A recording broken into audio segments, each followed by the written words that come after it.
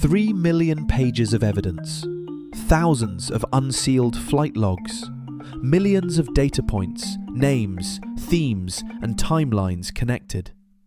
You are listening to the Epstein Files, the world's first AI-native investigation into the case that traditional journalism simply could not handle. Welcome back to the Epstein Files. Last time, we walked through who hasn't been charged. Today, we are following the intelligence question through the documentary record, so the timeline, decisions, and institutional failures are clear. As always, every document and source we reference is available at epsteinfiles.fm. So start with Acosta's intelligence comment. That is where the paper trail becomes specific and testable. It absolutely is. That's the whole hinge. The entire case, everything that seems illogical, pivots on that one point. How so? Well, if you look at this whole saga as just a criminal case, just sex trafficking, then the decisions that were made by the Department of Justice back in the mid-2000s, they make no sense. They look like either gross incompetence or, frankly, corruption. Exactly. But if you look at them through the lens of the specific document we're about to go through, suddenly those decisions become, rational. Rational in a disturbing way. In a very disturbing way. They stop being legal decisions and they become operational ones. Okay, so let's get into that document. We're looking at a transcript from the Department of Justice's own database. The file is labeled Interview Transcript Maxwell 2025.07.24 redacted .pdf. And there's a cross-file, too, the one ending in .eft. Both are important. Right. And what's crucial here is that this isn't some news article or, secondhand account. This is a forensic record. It's a deposition. It's the raw data. And I want to pull the focus to a few very specific citations. We're looking at page 148, lines 6 and 19, and then page 157, line 2. And this is where we have to be extremely precise. In these kinds of legal transcripts, the proximity of words, it's everything. We're looking at a very specific cluster of keywords. Okay, so let's look at that cluster. On page 13, lines 9 and 14, we see the name Acosta appearing right alongside the term intelligence. There it is. For years, the story has been that Alexander Acosta, who is the U.S. Attorney for the Southern District of Florida, justified that incredibly lenient non-prosecution agreement by saying he was told Epstein, quote, belonged to intelligence. And that's always been dismissed. Pushed aside as, hearsay, a rumor he used to save his own career. But this isn't hearsay. It's in the documentary record. It's more than that. The database search results from the DOJ files, they completely change the weight of that claim. How do they do that?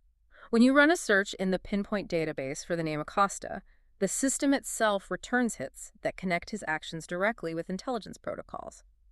The metadata confirms the link. So the DOJ's own filing system categorizes these documents this way. Precisely. It explicitly links Alexander Acosta's name to the intelligence justification. It's not a theory we're applying to the data. The data is organized that way from the start. Let's go back to those line numbers. Page 13, lines 9 and 14. The transcript is recording a discussion about the non-prosecution agreement. A lot of it is blacked out, redacted. As you'd expect. But the fragments that are left, especially in the index and the search results, they're clear. The two key nouns are Acosta and intelligence. And this is what we call the intelligence defense. It's the anchor point. If this were a normal criminal case, a standard proceeding, what words would you expect to see? You'd see things like plea bargain, cooperation with the government, insufficient evidence, maybe witness credibility issues. Right. Standard legal terms. You do not, as a rule, see the word intelligence pop up in the sentencing rationale for a sex offender. Not unless the defendant is a state asset. That is the only logical exception. That's the only time that word enters the legal lexicon in this context. Let's just pause on the mechanics here because it's important to understand why this is such a glaring red flag. Alexander Acosta was not some low-level prosecutor. No, he was the U.S. Attorney for the Southern District of Florida, the highest-ranking federal law enforcement official in that entire region. He's the one with the authority to impanel grand juries, to issue subpoenas, to prosecute major federal crimes.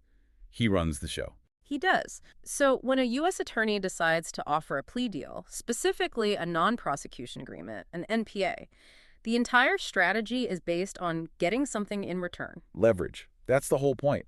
You'd trade a lighter sentence for information on a bigger target. You let the street-level dealer walk to get to the cartel boss. That is standard prosecutorial strategy. It's taught in every law school. But that's where the Epstein case gets turned completely on his head.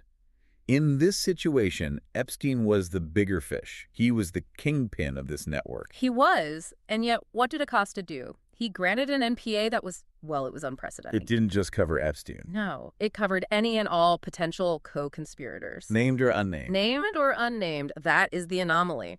When we audit legal cases, we look for deviations from standard procedure, a global immunity deal for people you haven't even identified yet. It's not just rare, it's basically unheard of in this type of crime. It suggests the objective wasn't what we think it was. The objective was not prosecution, it was containment. Shut it down. And that brings us right back to page 13, line 9, the word intelligence. The document strongly suggests the reason for this bizarre, anomalous deal wasn't that Acosta was a bad lawyer. Or that he was bribed. That's the other theory. Right. It suggests he was told to stand down, Yeah. that he was, in effect, overruled by a higher authority. It's what's known as a jurisdictional override. This is a concept that is fundamental to understanding these files. In the US, in the UK, in Israel, the intelligence community, your CIA, your Mossad, your MI6, it operates on a track that runs parallel to the criminal justice system. Two separate lanes of authority. Exactly. And every so often those two lanes cross. And when they do cross. The intelligence lane always has the right of way. If a person is designated as a state asset, someone providing value to national security, the Department of Justice can be, and often is, instructed to back off. So the message is basically, a public trial here would expose sources or methods or ongoing operations that are more valuable to the state than putting this one person in jail. Correct. It's a cost-benefit analysis, and national security almost always wins. So when we see Acosta linked to intelligence in the metadata and in the transcript itself, it validates that whole story that he was told Epstein was, quote, above his pay grade. It moves it from a convenient excuse to a procedural fact. A U.S. attorney doesn't just fold a slam-dunk case of this magnitude because the defense lawyers are good. They're always good. No. He folds because he gets a directive. And the presence of that word, intelligence, in this transcript confirms that the directive came from outside the normal DOJ chain of command. So this establishes that the intelligence angle wasn't a theory invented after the fact to explain away a bad deal. No, it was part of the contemporaneous legal and investigative record from the very beginning. The DOJ's own filing system proves that. It moves the argument from the realm of speculation into the realm of documentation. So that's the justification for the deal. But it begs the next question. If Acosta was the mechanism that let him go, who put the operation on the board in the first place? Where did it originate? Exactly. And that brings us to the Maxwell connection. There's another file, EFTA 02349928.pdf. And this one seems to bridge the gap between Epstein's operation and foreign state actors. This document is absolutely critical. It establishes the lineage of the operation, Ghislaine Maxwell. She didn't just appear out of nowhere. She is the daughter of Robert Maxwell. And this file is explicit about that connection. I'm looking at a text fragment from it right now. It reads, in 1998, in my book, Visual Intelligence, but it got from Israel. And what's the label the database puts on that document cluster? It's labeled Records and Testimony Document Robert Maxwell Mossad Connection. So let's break down that metadata, visual intelligence, and Israel. Robert Maxwell was, on the surface, a media tycoon. He owned the Daily Mirror, a major British newspaper. A very public figure. Very, but it's been documented by numerous historians and confirmed by former intelligence officers that he was also an agent for the Mossad. Some have even called him a super spy. When he died, he was given what amounted to a state funeral in Israel. And this document trail leads from that legacy directly into the Epstein files. It does. And we have to pay very close attention to that phrase, visual intelligence. To the average person, that sounds like a coffee table book about photography or maybe art. But it's not. It's tradecraft terminology. In the intelligence community, especially in the late 90s, visual intelligence, or VISINT, refers to the acquisition of imagery. Surveillance. And what did the police find when they raided Epstein's properties in New York and Palm Beach? The houses were wired for sound and video, cameras everywhere, holes drilled in walls, cameras hidden in clocks, all focused on the massage rooms. That is not the behavior of a typical wealthy playboy. That's infrastructure. And this document, referencing Robert Maxwell's book on visual intelligence, creates a direct, documented bridge between the father's profession and the daughter's activities. So Robert Maxwell's business was compromat. His business was gathering compromising material for blackmail, largely in service of the state of Israel. That is what the historical record shows. And then he dies, under extremely suspicious circumstances, falling off his yacht, the Lady Ghislaine. Right. And shortly after that, his favorite daughter, Ghislaine, relocates to New York and partners up with a relatively unknown financier named Jeffrey Epstein. And she becomes what? The documents suggest she becomes the handler. That is the role she's playing. She is not just a girlfriend or a socialite. She is organizing the calendars. She is hiring and firing the staff. She's procuring the victims. And crucially, she is managing the visual intelligence component of the operation. The date on that file is important, too. It mentions 1998. That's very early. It is. It predates the peak of the trafficking operation as we know it, but it establishes the capability was there from the beginning.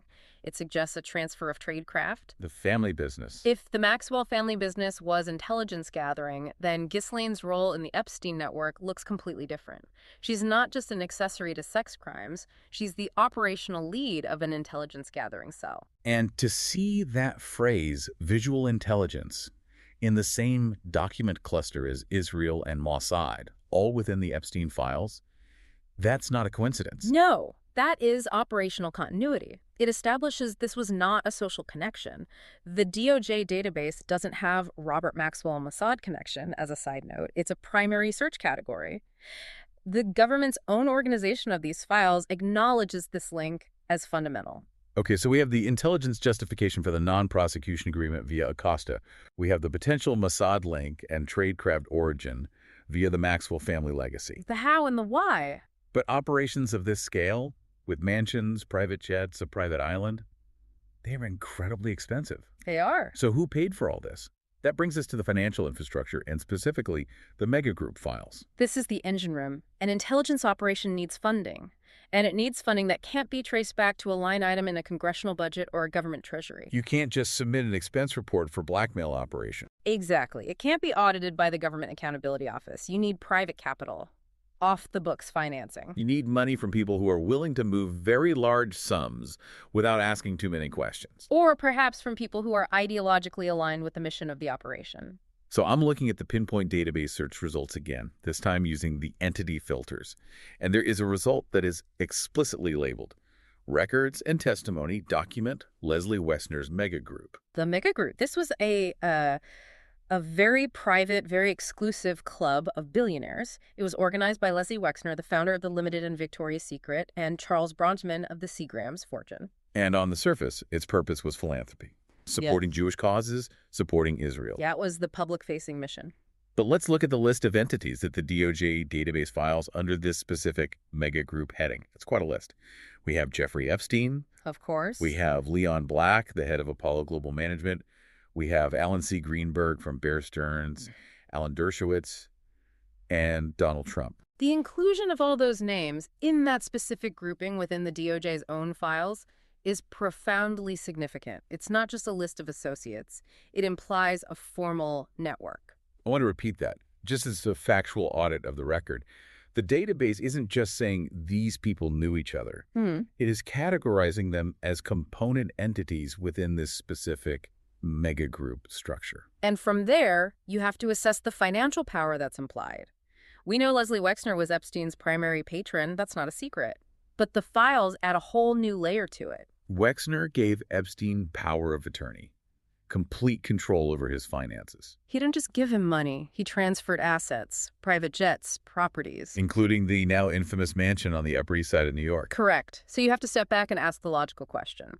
Why would a self-made retail billionaire, a genius in his own field, hand over total financial control to a former math teacher from Brooklyn with a fabricated resume and no real track record in high finance? It makes no sense. It makes no sense at all, Unless the college dropout isn't just a con man. Unless he's the front man for the very operation the billionaire is funding. The mega group designation in these files, it shifts the entire narrative. It moves it away from rich guy gets duped by a clever fraud to operational infrastructure. The megagroup provides the perfect cover. It provides the cover, it provides the venue for moving the funds, and it explains how Jeffrey Epstein, a man who came from nothing, suddenly had the capital to operate a global intelligence gathering enterprise. So now we have the justification, the origin, and the funding. Let's pivot to the mechanics of the operation itself. We always hear about the trafficking, the planes, the island, but there is a document, file number EFTA 000108119.pdf that completely changes the scope of what this operation was actually built to do. This is the tech block of evidence, and it is arguably the most revealing part of the entire archive because it shows how modern this operation truly was. I'm going to quote directly from the document text. It lists a series of specific technologies, it says, such as Bitcoin mining, blockchain, artificial intelligence, big data. Okay, stop right there. You have to look at the timeline for this to really sink in. These aren't recent files. No. And the document explicitly connects these technologies to UBSS and, more importantly, to the DOJ, Acosta Downing et al. This is a massive, massive deviation from the profile of a simple sex trafficker. Why on earth is a sex offender in the mid-2000s or early 2010s involved with Bitcoin mining and artificial intelligence? It's a recorded shift in the evidence. You go from documents about standard sex trafficking to files detailing advanced technology and data surveillance. So we have to analyze the mission. What was the actual goal here? If you are running a modern blackmail operation, a sophisticated honey trap in the 21st century, you don't just need videotape. You need data, and you need a way to process that data. Right. The term big data in that document implies the collection of mass information. So you're not just targeting one person, you're mapping their entire network. You're building a relationship graph. Exactly. Who knows who? Who emails who? Who texts who? If you compromise one high-value target, who else does that single point of failure give you access to? That is a classic big data problem. And artificial intelligence in this context. It's not about building a robot. It's about data processing for surveillance, using machine learning to find patterns in the communications, to identify new targets, to predict behavior. It's automated network analysis. And the mention of Bitcoin mining, that's forensic gold. It's the missing piece. It's the solution to the funding problem we were just talking about with the mega group. Bitcoin provides a mechanism for moving enormous amounts of value completely outside the traditional banking system. So if Les Wexner writes a $10 million check to Jeffrey Epstein for secret intelligence services, that leaves a record. A huge record. It triggers all sorts of flags. But if you set up a Bitcoin mining operation, or if you simply use cryptocurrency for your transactions, you create opacity.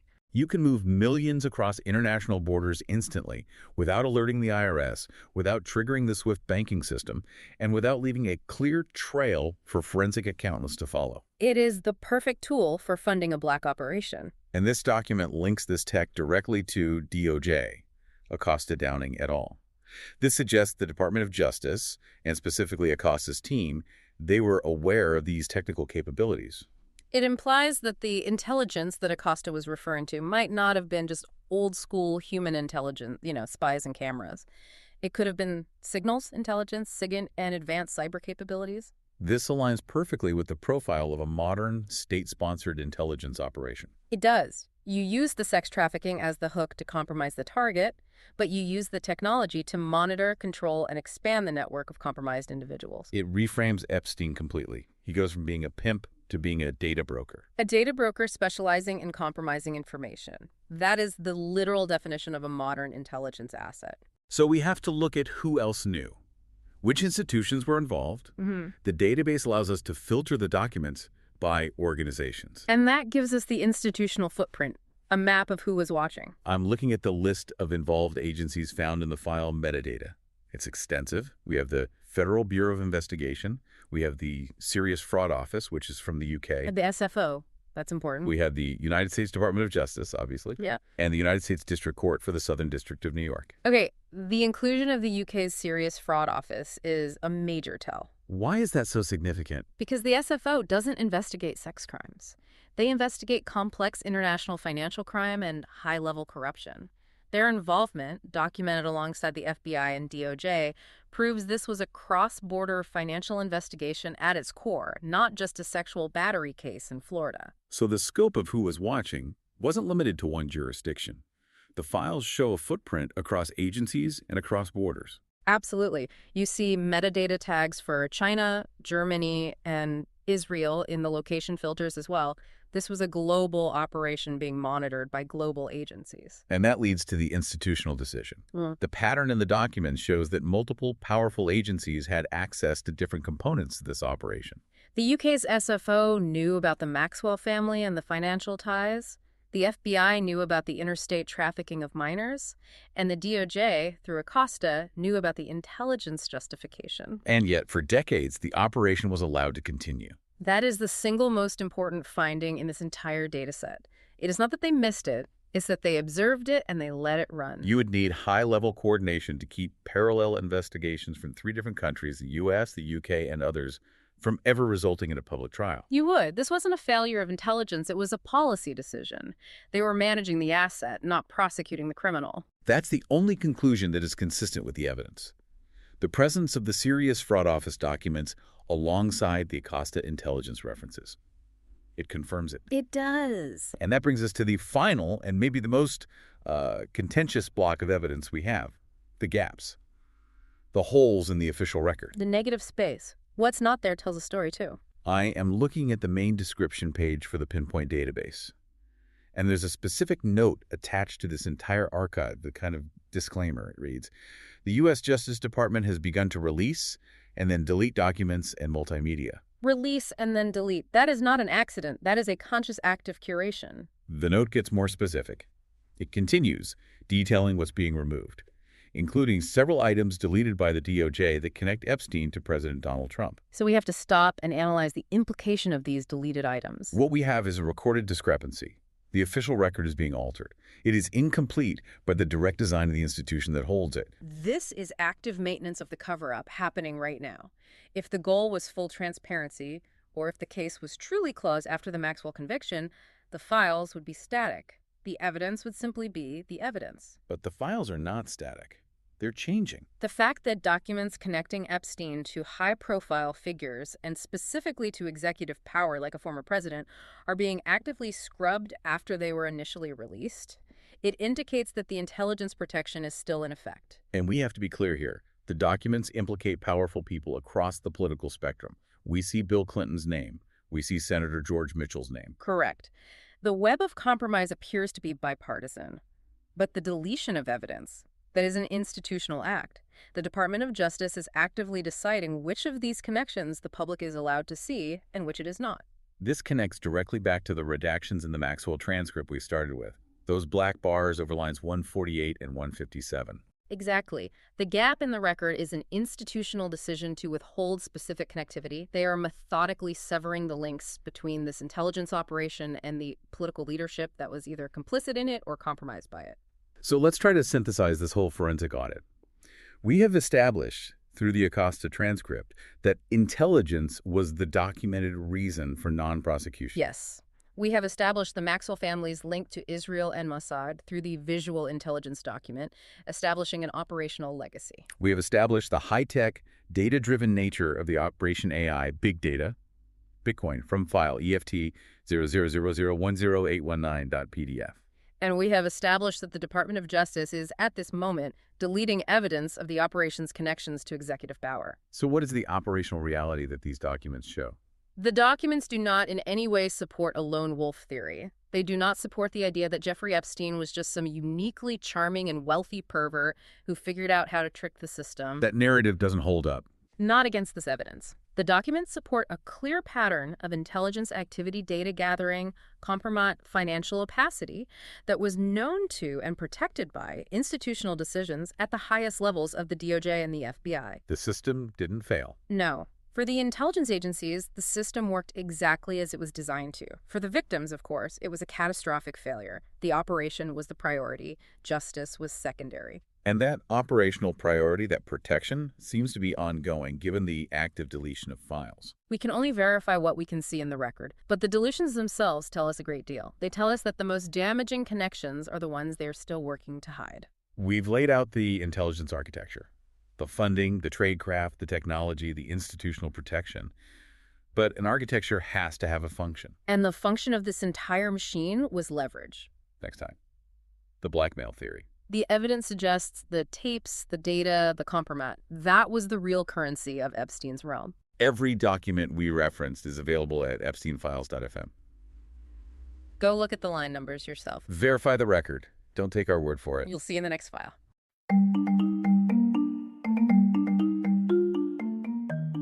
You have just heard an analysis of the official record. Every claim, name, and date mentioned in this episode is backed by primary source documents. You can view the original files for yourself at epsteinfiles.fm. If you value this data-first approach to journalism, please leave a 5-star review wherever you're listening right now. It helps keep this investigation visible. We'll see you in the next file.